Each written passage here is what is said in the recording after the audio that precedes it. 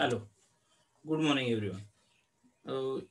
आता मगाशी आपण पाहिलं राउटर. राउटरच्या नंतर पुढचा पार्ट येतो गेटवे. गेटवे म्हणजे काय? तर गेटवेचा जर विचार केला तर गेटवे एक राउटरच काम करतो. पण तो गेटवे काय करतो तर एका सर्व्हरला दुसऱ्या सर्व्हरशी जॉईन करायचं काम कोण करतं? गेटवे करतो. किंवा गेटवेचा अजून एक यूज होतो. जर तुम्हाला इंटरनेट जर तुमचं म्हणजे ब्रॉडबँड जर तुमचं आल्याच्या नंतर ते पहिले गेटवेला कनेक्ट करून गेटवे थ्रू तुम्ही हबला कनेक्ट करून डायरेक्टली किंवा राउटरला कनेक्ट करून तुम्ही खूप सारे कनेक्शन ऍट अ टाइम देऊ शकता. अदरवाईज हा गेटवे जो प्रकार आहे हा गेटवे काय करतो? हब राउटर या सगळ्यांची कामं एकटा गेटवे करतो. सो गेटवे थ्रू तुम्ही इंटरनेट कनेक्ट करून गेटवेला ते तुम्ही तुमच्या लॅन कनेक्शनने बाकीच्या यांना सुद्धा करू शकता. सो गेटवे जो आहे तो एक प्रकारचा राउटर आहे, पण हा काय करतो? हब आणि राउटर या दोन्हीची कामं गेटवे एकटा करतो. So a networking device which is use link the different lands. हा काय करतो? डिफरंट लँड जे आहेत त्याला लिंक करण्याचं काम कोण करतं? Gateway. It can perform the overall function of bridge and routers. हा काय करतो? सगळ्या राउटरची किंवा सगळ्या ब्रिजेसचे ओव्हरऑल जो फंक्शन आहे तर ते परफॉर्म करायचं काम कोण करतं? तर गेटवे करतो. And also capable to convert the entire protocol of different networks. आणि वेगवेगळ्या नेटवर्क्सला म्हणजे जसं की वॅन नेटवर्कला मॅन मध्ये कन्वर्ट करायचं काम सुद्धा हा करतो. मॅनला लॅन मध्ये पण कन्वर्ट करायचं सुद्धा काम करतो, किंवा लॅनला पॅन मध्ये सुद्धा कन्वर्ट करायचं काम कोण करतं? तर हा जो गेटवे प्रकार आहे हा करतो. Then reasons and advantages. आता ह्याचे रिझन्स अँड ऍडव्हान्टेजेस काय ते बघूयात. Unlike the routers that perform at the network layer of the OSI model, which is able to accept, release, and transfer of packets only under the network using the same protocol. But a normal gateway is able to convert a packet designed for one protocol to different existing protocol. In case of connection of token ring with Ethernet, the gateway also convert the token ring protocol to Ethernet protocol. It is work as a server for other server because it can understand the protocol used by each of the network link into the router and able to translate it into other protocol. So याच्या गेटवेचा सगळ्यात मोठा जो advantages दिलेला आहे तो काय दिलाय तर तो हा एका नेटवर्कवरून दुसऱ्या नेटवर्क मध्ये कन्वर्ट करतो. म्हणजे जसं म्हटलं की इंटरनेटला इथरनेट मध्ये सॉरी इथरनेट मध्ये कन्वर्ट करायचं काम कोण करतं तर राउटर करतो. सो राउटर जो आहे तो एका प्रोटोकॉलला दुसऱ्या प्रोटोकॉल मध्ये कन्वर्ट सॉरी गेटवे जो आहे तो एका प्रोटोकॉलला दुसऱ्या प्रोटोकॉल मध्ये कन्वर्ट करणं हा त्याचा मेन ऍडव्हान्टेज आहे आणि रिझन आहे. देन बघा डिसएडव्हान्टेज काय त्याचे. Generally a normal gateway use in the connection between the dissimilar LANs in software installed on a router. Therefore, it is a very much expensive in cost as similar as router. As a gateway is a pre-installed software programmer in a router, it is more difficult to network user to install it or configure it without any knowledge due to the complex conversion process and greater requirement. A gateway is a slower than other devices such as bridge and routers. काय म्हटलं? Gateway is a pre install software programmer. आता यांनी काय म्हटलेलं आहे तर gateway जो आहे बिटवीन तर जर सपोज डिफरंट लॅन असतील, वेगवेगळ्या कनेक्शनच्या लॅन असतील तर त्यांना एकत्र आणताना त्याला काय करतं तर software install on router. So router काय म्हटलं generally normal gateway use in connection between a dissimilar lens in software installer in router. So वेगवेगळ्या लॅनला एकत्र करायचं काम कोण करतं? दोन वेगवेगळ्या लॅनला एकत्र करायचं काम कोण करतं तर router. Therefore it is a very much expensive in cost. त्याच्यामुळे हा काय ती बाकीच्या तुलनेत राउटर किंवा ब्रिजच्या तुलनेत गेटवेची जी कॉस्ट आहे ती जास्त पडते. As a gateway is a pre install software programmer in router. जर एखाद्या राउटर मध्ये गेटवे ऑलरेडी इन्स्टॉल केलेला असेल तर त्याला इन्स्टॉल करणं खूप डिफिकल्ट जातं किंवा त्याला कन्फिगर करणं खूप डिफिकल्ट जातं. नॉर्मल माणूस इन्स्टॉल किंवा त्याला जे काय कन्फिगर करू शकत नाही. Complex conversion without any knowledge due to the complex conversion process and greater requirement in gateway is slower than. आणि हा जो गेटवे जो आहे तो काय आहे की अदर डिव्हाइसच्या तुलनेमध्ये स्लोअर आहे. हा त्याचा डिसएडव्हान्टेज आहे. Then function of gateway. As moving deeply in the complex function that the gateway perform is a task dedicating. Gateway is completely dedicated to the specific task at once and contributes to complete the task very well. And the another function that a gateway play is the interconnection between the completely different system together. Likewise, the main and important function of the gateway is protocol conversion. Gateway can control the entire protocol of a network to others. So इथे काय म्हटलं की याचं सगळ्यात मोठं function काय आहे तर नेटवर्क कन्व्हर्टर किंवा प्रोटोकॉल कन्व्हर्टर. त्याच्यामध्ये ह्याचा आणखी एक फायदा असं म्हटलं की दोन डिफरंट कम्प्युटर की ज्याचा एकमेकांशी काही संबंध नाहीये, सो असे कम्प्युटर सुद्धा एकमेकांना कनेक्ट करून द्यायचं काम कोण करतो तर गेटवे करतो. हा त्याचा फंक्शन आहे. देन याच्यातून कन्क्लुजन काय काढलंय ते बघूयात आपण. Gateway is an internetworking device, but it can perform the whole function which is performed by the interworking bridge and router. Gateway work on the 7 layer of OSI model and are often used as server-side portal through networks firewall, and also used as the translator for access to the resources stored on HTTP. आता याच्यामध्ये gateway करतं. Gateway तुमचं bridge आणि router दोन्हीची कामं करतं. आणि सगळ्यात महत्वाचं म्हणजे तुम्ही ह्याला गेटवेला कन्व्हर्जन साठी वापरू, ट्रान्सलेटर म्हणून वापरू शकताय गेटवे सिस्टम. देन येतं स्विच. काय तर स्विच. आता स्विच काय प्रकार आहे तो आपण बघूयात. आता याच्यामध्ये तुम्हाला मी इमेज दाखवतो. हे बघा, ही गेटवेची इमेज आहे.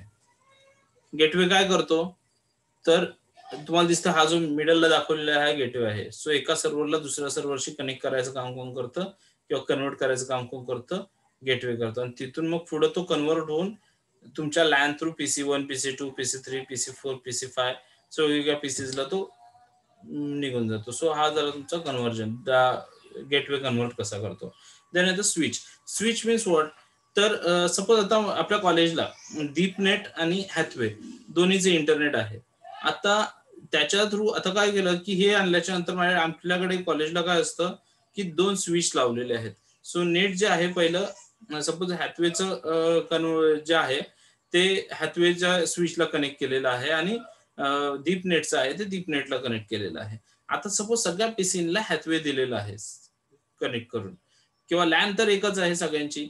आता मी हॅथवे आणि डीप माझ्याकडे 2 वेगवेगळे इंटरनेट आहेत म्हणून मी दोन लॅन तर प्रत्येक पीसीला देणार नाही. तसं आपल्या कॉलेजला 3 नेटवर्क आहेत, स्पीडनेट, हॅथवे आणि डीपनेट. पण मग तिन्ही चेन आहेत तर एक स्विच बसवलेले आहेत 2. स्विचला काय केलं जातं तर मेन जी लाईन आहे जसं हॅथवेची आहे ती एका स्विचला आहे, त्याच्यानंतर स्पीडनेटची आहे ती एका स्विचला आहे आणि डीपनेटची आहे ती एका स्विचला आहे. आणि ह्या 2 स्विच जे आहेत ते काय केलेले आहेत इंटरकनेक्ट केलेले आहेत.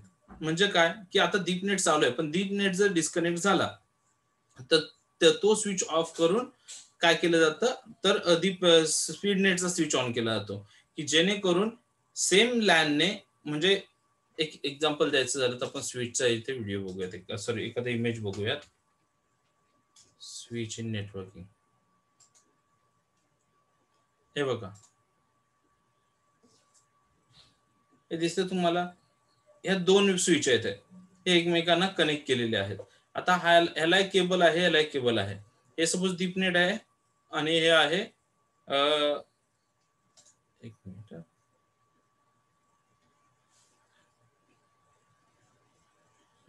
हे सपोज डीपनेटचं आहे आणि हॅथवेचं आहे. आता दोघांचे वेगवेगळे आहेत. सो माझी जी लॅन आहे ती कशी केलेली आहे हे बघा, दोन्हीला कनेक्टेड आहे. काय आहे लॅन आहे ती दोन्हीला कनेक्टेड आहे माझी. आता सपोज मला फक्त काय करायचंय की ज्यावेळेला हा बंद पडेल तेव्हा हा ऑफ करून हा ऑन करायचा आणि हा जर बंद पडेल तेव्हा हा ऑफ करून हा ऑन करायचा आहे. सो माझी लॅन ही एकदाच कनेक्ट केलेली आहे. हे बघा इथून कनेक्टेड आहेत लॅन दिसतात. सो त्याच्यामुळे ह्याला म्हटलं जातं स्विचिंग. आणि ही जी पद्धत आहे स्विच चेंज करण्याची त्याला म्हटलं जातं स्विचिंग. आलं लक्षात.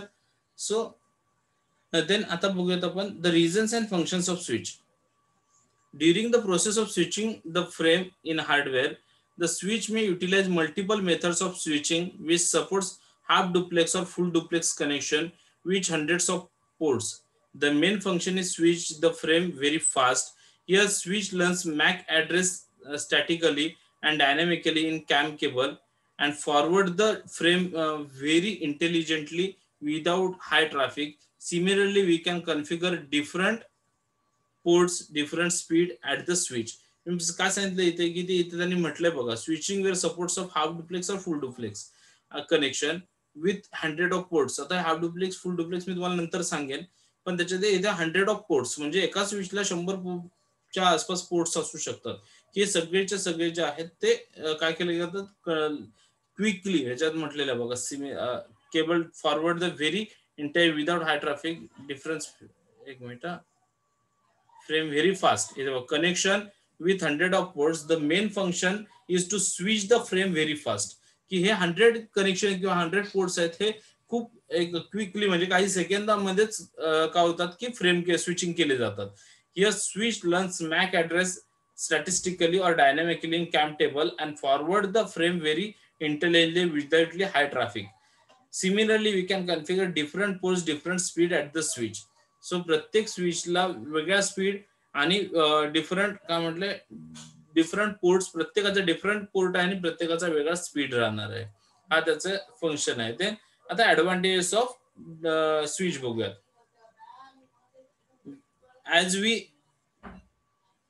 as we already know, switch play a vital switching role in the hardware with the help of application specific integrated circuits, which is very special processor designed to perform a very few specific tasks. Hence, ASICs are very expensive or costly as a compared to the normal processor. The cut-through switching is only usable if the vendor has included in a switching product. काय म्हटलंय? We are already know which switch play a vital switching role in a hardware with the help of application specific integrated circuits, which is a very special processor designed to perform very few specific tasks. आता याच्यामध्ये स्विचिंगच्या ऐवजी याच्यात म्हटलेलं specific integrated circuits use केले जातात की जे हे स्विचिंगचं काम ते करतात, पण तो काम व्हेरी फ्यू स्पेसिफिक, पण ते काही स्पेसिफिक ठिकाणीच काम करतात. हेच हे जे integrated application specific integrated circuit जे आहेत आर व्हेरी एक्सपेन्सिव्ह और costly as compare to the normal processor. Normal प्रोसेसरच्या दृष्टीने हे जे प्रोसेसर आहेत ते कॉस्टली पडतात. The cut through switching is only usable if the vendor has included it in switching product. The cut through switching is only usable if the vendor, आणि हे कधी यूज करू शकतात, only usable if the vendor has included switching product, की त्याच्याकडे जर switching product available असेल तरच ते काम करू शकतात किंवा त्याचा उपयोग करू शकतात. If the vendor is without dynamic switching there may be a problem switching the bad frame since the header could readable but remaining frame are corrupted due to collision. Here dynamic switching reduce the problem of switching the bad frames. So जर तुमच्याकडे तो स्विचिंगचे जे hardware processors तो जे costly असतात, आणि दुसरी गोष्ट काय म्हटलं त्याच्यासाठी प्रोसेसर लागतो application specific integrated circuit processor. हा जर प्रोसेसर तुमच्याकडे नसेल, बाकीच्या प्रोसेसरच्या तुलनेत हा महाग राहतो. आणि दुसरी गोष्ट स्विचिंग साठी जे तुम्हाला हार्डवेअर लागतात ते अवेलेबल, आणि हे सगळं कॉस्टिंग जातं, त्याच्यामुळे हा त्याचा डिसएडव्हान्टेजेस आहे. आपण आय थिंक ऍडव्हान्टेज पाहिला नाही. Besides solving the collision of the bandwidth problems, which is able to perform the full duplex at all the ports and establish the dedicated connection with the routers. PC of the server similarly switch can frame very fast up to the speed of 50,000 per second, where we can create a dedication for special ports that is simultaneously or multiple session transmission between the ports. हे मगाशी जे function आपण पाहिलं की quick second काही सेकंदामध्ये जे switching करता येतं, त्याच्यानंतर वेगवेगळ्या ह्याला प्रत्येकाला इंडिव्हिज्युअल पोर्ट असतो आणि प्रत्येक पोर्टचं स्पीड वेगळा असतो. हा त्याचा ऍडव्हान्टेजेस आहे.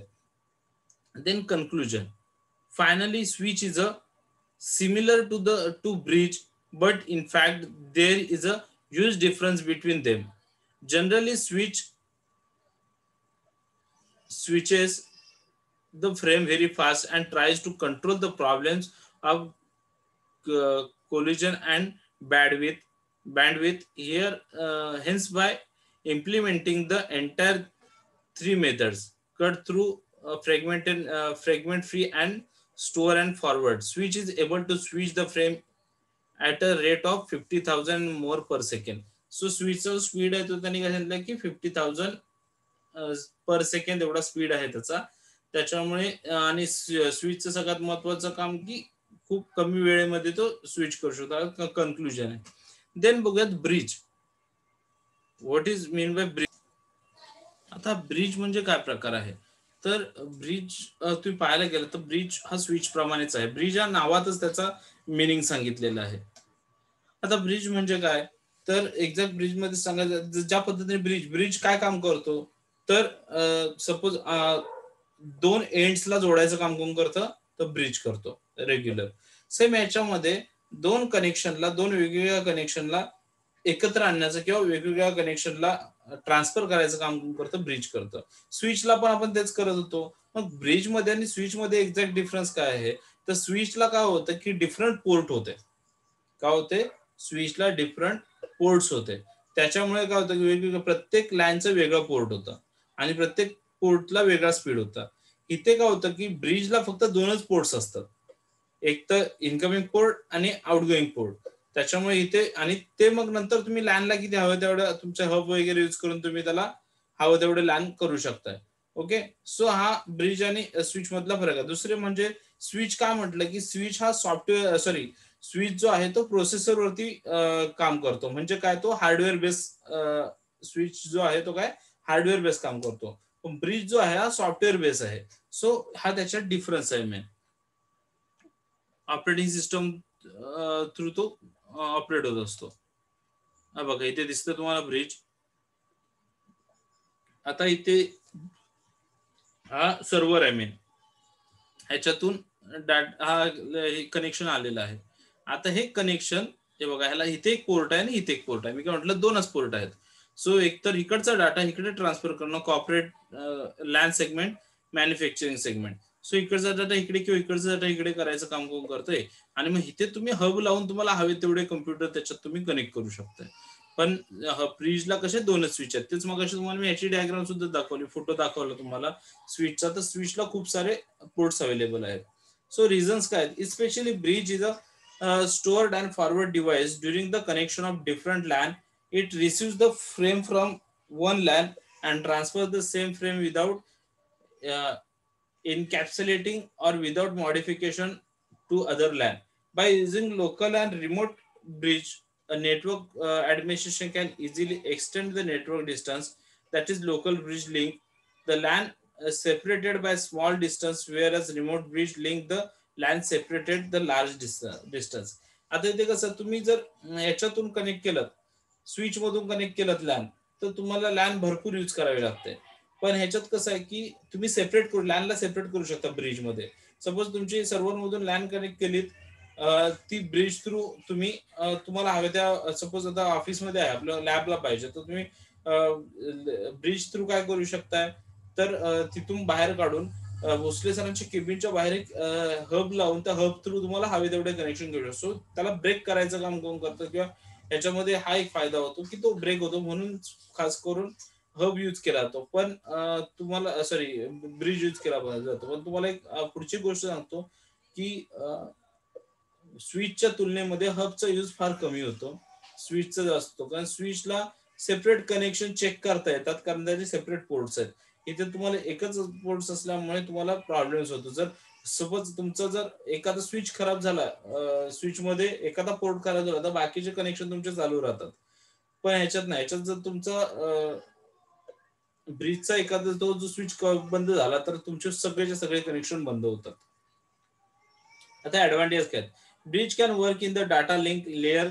It must be capable and handling physical addressing as compare to broadcasting hub. It is more intelligent because bridge maintain the physical address tables and transfer the data with the help of receiving and sending computers MAC address. During this process it reduces the necessary traffic problems by controlling broadcasting. Similarly, by implementing remote bridge, network distance can be extended because remove bridge link the different LANs separated by large space. Meanwhile, a normal bridge can connect different media within the same network, whereas the translation bridge can link the different architecture of the networks. So तुम्हाला bridge काय करतो की वेगवेगळ्या नेटवर्क्सला join करायचं काम करतो. Plus ह्याच्या through तुम्ही खूप सारे एरिया कव्हर करू शकता, कारण ह्याच्यात तुम्हाला हब लावता येतात. हब थ्रू तुम्ही तो कन्वर्ट करू शकता. हा त्याचा ऍडव्हान्टेज आहे. देन डिसएडव्हान्टेज काय आहेत? मग त्याचे डिसएडव्हान्टेज मी तुम्हाला ऑलरेडी सांगितलेले आहेत, की त्याच्यामुळे काय होतं की तुमचं जर लँड ब्रिजची जर पोर्ट तुमचा बंद झाला तर त्याचा सगळ्यालाच इफेक्ट होऊ शकतो. दुसरी गोष्ट, हा सॉफ्टवेअर बेस आहे. तुमच्या सॉफ्टवेअरला जरी प्रॉब्लेम आला तरी हा काम करणं बंद करू शकतो bridge. So leaving the advantages of the bridge, some of the disadvantages can be found and found the bridge. The speed is slower than the uh, repeaters, but it is fast than that of the routers. Router पेक्षा fast आहे याचा speed, पण तसं म्हणायला गेलं तर स्विचच्या तुलनेत त्याचा स्पीड कमी पडतो. Likewise comparing the cost is expensive than repeaters but at a bit cheaper than the routers. So router पेक्षा याची प्राइस जी आहे ती कमी आहे, पण काय म्हटलं, रिपीटर्स पेक्षा त्याची हे जास्त आहे cost. And then main disadvantage that is not able to handle the multiple paths, की हा वेगवेगळे पाथ जे आहेत ते हँडल करू शकत नाही, कारण मी म्हटलं की एकाच पोर्ट मधून सगळे कनेक्शन जातात त्याचे. Then functions, apart from the learning, forwarding, removing loop function of bridge, there are some more functions listed below. Solve the problem of collision and bandwidth. जो तुमचा स्पीड कमी जास्त होण्याचा जो प्रॉब्लेम आहे तो सॉल्व्ह करतो, कारण याला कॉन्स्टंट स्पीड राहतो एकच. त्याच्यामुळे एखाद्या कनेक्शनला, सपोज मी आता एखादं कनेक्शन यूज करतो तर त्याच्यामुळे दुसऱ्या कनेक्शनला स्पीड कमी जाणं वगैरे हा जो प्रकार आहे हा इथे होत नाही. Then able to connect different media with the networks. So तुम्ही वेगवेगळे हे जे आहेत मीडिया ते तुम्ही कनेक्ट करू शकता हब थ्रू तुमच्या नेटवर्कला. नेटवर्क ट्रॅफिक रिडक्शन, त्याच्यामध्ये नेटवर्क ट्रॅफिक रिड्यूस करतो हा. Then use MAC table during the data transmission. So ज्या वेळेला डाटा ट्रान्सफर करतो तेव्हा तो मॅक टेबल बनवत असतो, त्याच्यामुळे जो कॉन्स्टंट डाटा ट्रान्सफर याच्यात होऊ शकतो. Can link the similar network together, आणि काय म्हटलंय की सेम नेटवर्क एकमेकांना जोडू शकतो हा. सो हे त्याचे फंक्शन्स आहेत. Then at the conclusion, among the 4 different types of bridge, translation can link Ethernet to token ring, different architecture together. Hence, in the data link layer, bridge can access to information because of the physical address of both source and destination. Computer finally decides whether the forward data or not to forward it. So थोडक्यात हा तुम्हाला काय करतो की Ethernet आणि token ring जो आहे, translation translation can link Ethernet to token ring different architecture together. So वेगवेगळे जे आर्किटेक्चर आहेत किंवा वेगवेगळे जे नेटवर्क्स आहेत ते एकत्र आणण्याचं काम करतं ब्रिज करतं. Hence it is data link layer bridge can access to information because of the physical address of both source and destination. Computer finally decides to whether the forward data or not to forward data. So कोणाला data forward करायचा आणि कोणता forward data नाही करायचा हे तुम्हाला तुमचा bridge ठरू शकतो.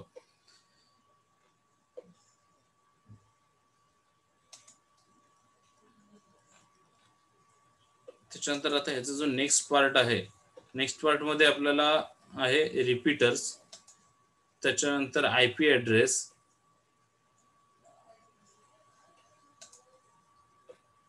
त्याच्यानंतर domain name registration, requirement for domain registration, web hosting, shared hosting,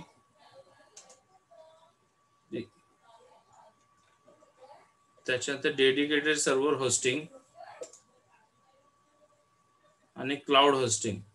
ह्या ज्या गोष्टी आहेत ह्या अजून आपल्याला ह्याच्यामध्ये पाहायच्या ह्या चॅप्टर मध्ये. आणि त्याच्यानंतर आपण ई कॉमर्स आणि एम कॉमर्स कडे जाणार आहोत. ओके, सो तसं आपल्याला अजून बराच मागे आहे आपला पोर्शन बाकी यांच्या तुलनेत. आपण थोडं स्लो जाऊयात कारण हा समजायला खूप अवघड आहे आयटी. ओके, सो आता आपण थांबूयात. काही डाऊट्स असतील तर मला विचारू शकता.